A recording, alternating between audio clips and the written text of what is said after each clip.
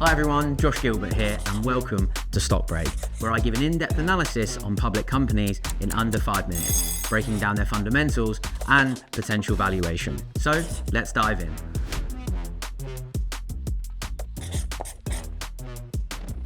Hello everyone and welcome back to another episode of StockBreak with me, Josh Gilbert. Today we're breaking down BHP. It's the world's largest miner and it's also known as the Big Australian. Profits are under pressure though, dividends are down, but copper and potash could hold the key to its future. So let's see if BHP should be in your portfolio. But before we get started, a quick reminder that this presentation is for educational purposes only. It should not be taken as investment advice or a recommendation to buy or sell any financial instruments. And of course, if you're not already, make sure you hit subscribe to get all the latest episodes. So on to BHP. As I say, it's the world's largest miner. That makes it a bit of a powerhouse.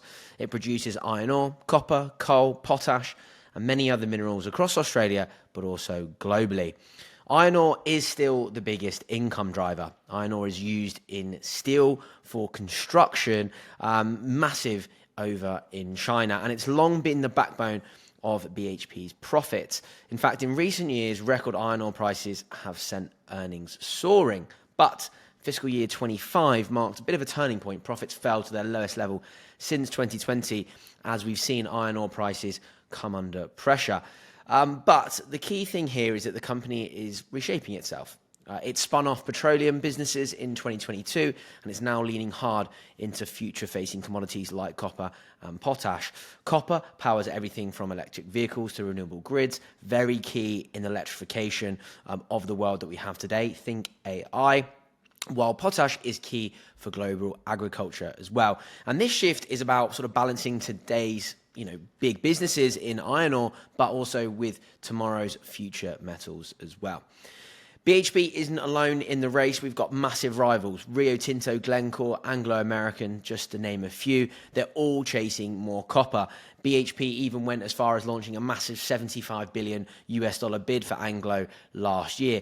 And that underscores just how determined it is to dominate the copper space. That deal ultimately fell through, but the intent there was very clear. M&A has also been a very big part of BHP's DNA. It acquired Oz Minerals in 2023, boosting that copper in nickel portfolio as well. Copper demand is climbing thanks to electrification and, as I said earlier, AI, but supply isn't keeping pace. Few new high-grade deposits are being found while existing projects are aging. That supply-demand imbalance is what all the big miners are basically betting on. And so here's the key point. It's not just about copper.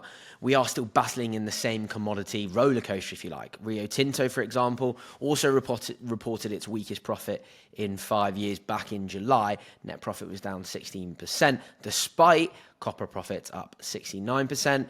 Vale in Brazil also saw output weakening, and Rio is developing a huge project in Guinea as well. For now, though, softer Chinese demand has created an oversupply and kept prices under pressure for everyone in the iron ore space.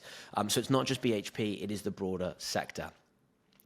Latest results from BHP have told that story of a tougher cycle.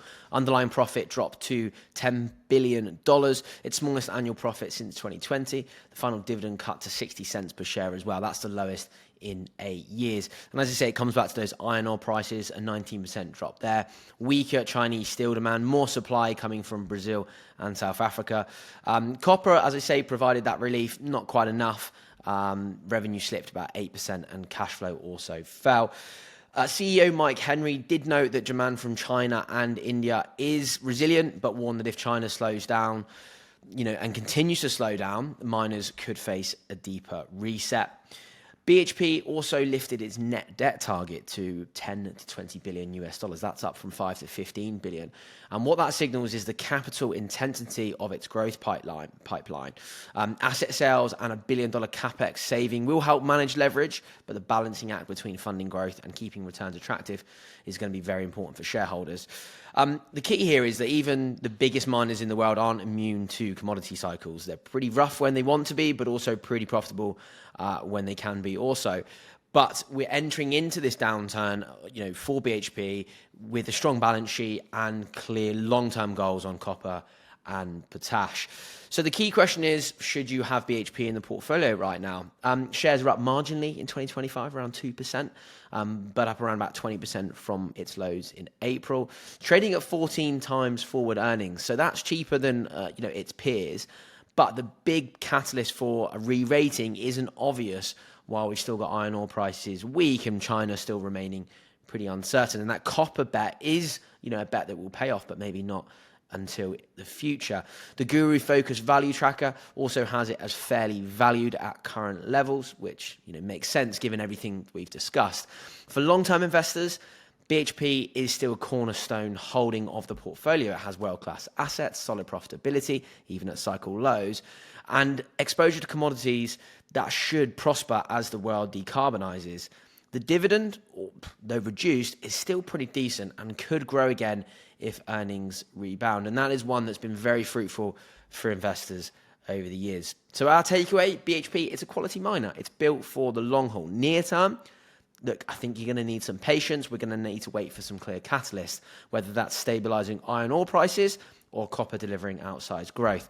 Either way, BHP is probably one to watch for now, but those dividends do make it a bit of an income investor's dream, even after being cut. Look, that's the breakdown on BHP. What do you think? Is it time to buy? Do you think it's a hold in the portfolio, or are you staying away? Drop your thoughts in the comments, and to stay ahead on all things investing, follow us on all podcast platforms. Just search Digest and Invest.